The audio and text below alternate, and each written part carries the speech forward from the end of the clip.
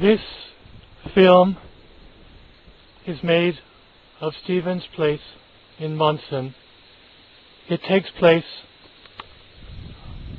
near a country road in Maine, run by Amateur Video.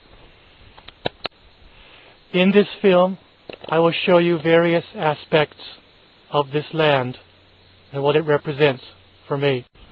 It was Thoreau who said he wanted to go into the wilderness to live intentionally, and so did I.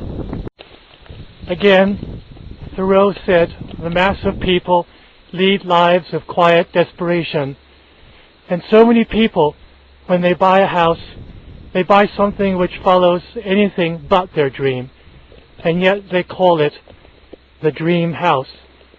In this place, I decided to make something very different that would follow the idea of a house on my terms, and also be used to make a courtyard, which is very rarely used in the United States of America.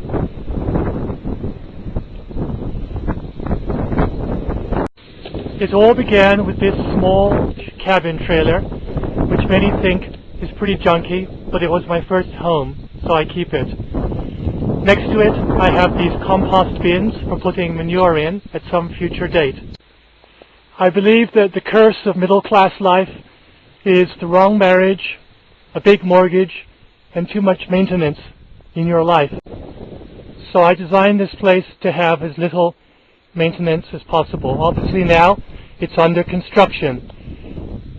Function triumphs over form in every case imaginable. These large windows are windows for the studios, where I will invite artists to come in and paint their pictures inside, if possible. I have designed large areas of open grassland, which makes it easier to mow, and thereby keep the maintenance down to a minimum. Large stones at various corners of the property anchor it and show where the boundaries are. Much of the inspiration for my places, this is the patio, comes from Kyoto and the Zen Buddhist rock gardens. This is my office building, a 20-foot container, reconditioned, which I call the Autumn Building. This is the garage with its 2 studios, its workshop, and the garage. It's 80 feet long and has a terrace in front of it. Next to the Autumn Building is a summer building, a summer cabin, uninsulated for summer sleeping. Next to it is the winter cabin, which is insulated and supposedly can be used in the winter. These 2 buildings are 2 40-foot containers put together with a roof on it, and a veranda, a patio rather, in front of it. It can be used as a master bedroom and as a quiet room for reading. And next to it is this huge stone. From the top of the stone, you can see the whole compound, which will be a garden in the future, and behind, and also you can see the field and the apple orchard. Stones are important because they aesthetically anchor the corners of a property and show where definition is. It's also a very nice place to have picnics on and to look at the world around you in the evening. Looking out over the apple orchard again. These apple trees were from an earlier age. They are kept and the field around them is mowed once every year. The apples are very simple, but because they're local, they taste very, very good. Here is a corner marker to show the corner of the field. This land has many interesting stones on it. Stones that were dug out of the field are then brought to the edge and can be used as a psychological barrier. From a distance, here is the compound. This land was chosen deliberately on account of its southern exposure. I am now filming from the southeast direction pointing to the northwest, now pointing to the southwest. These buildings are different and they're not put together. It's rather a house in which each of the rooms has been exploded out and are laid on a quadrangle configuration so everybody has privacy. The centerpiece of the whole property is this courtyard in the middle, which at present, August 2008, is hard pan with bedrock underneath it, but it will one day, I hope, become a garden. And this is the heart of the property.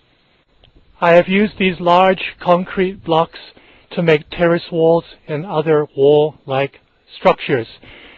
Lest you think they are aesthetically ugly, I have chosen to put function over form wherever possible. There are 8 shipping containers on this property. 5 of them are 40-footers and 3 of them are 20-footers, and they make the core of the building concept. If you take 3 shipping containers and put them into a U-shape, you can make a kind of Zen rock garden in the middle made of these 3 shipping containers. It is very peaceful inside here.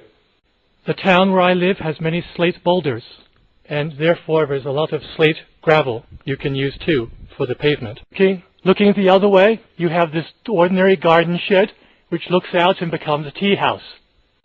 In between the containers is very narrow, but here it is very cool in summer, and you can sit and enjoy the cool breezes that blow through here.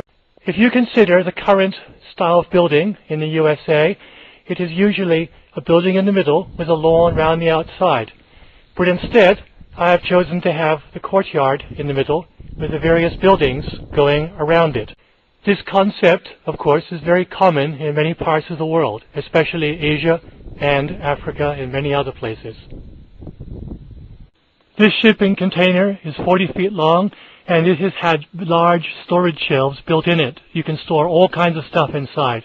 The secret, if you are a pack rat, is to have everything inside and nothing outside, to keep that zero image look on the outside. This area is going to become a bedroom with this container, another mini courtyard over here, and this container is going to be the bathroom, complete with toilet, and the septic hookup is that white pipe, which will go to the septic field over here. It is all very simple. This is inside the toilet room. There are vents at the bottom and at the top, allowing air to circulate inside in a convection cycle. Between this wall and the real wall of a container is a dead space of 6 inches. Container walls get very hot during the day, but they lose their heat very fast in the nighttime.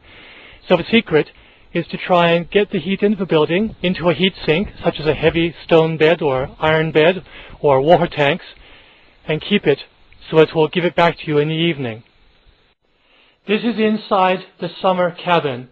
It is just an ordinary shed with insulation on the roof, some bookcases and curtains, and this sign, 给我一个小小的家，蜗牛的家.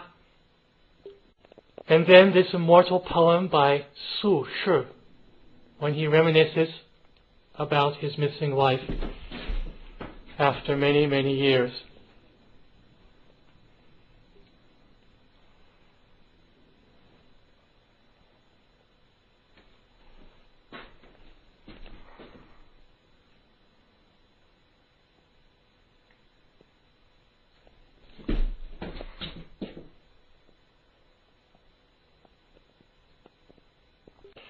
This is inside the office.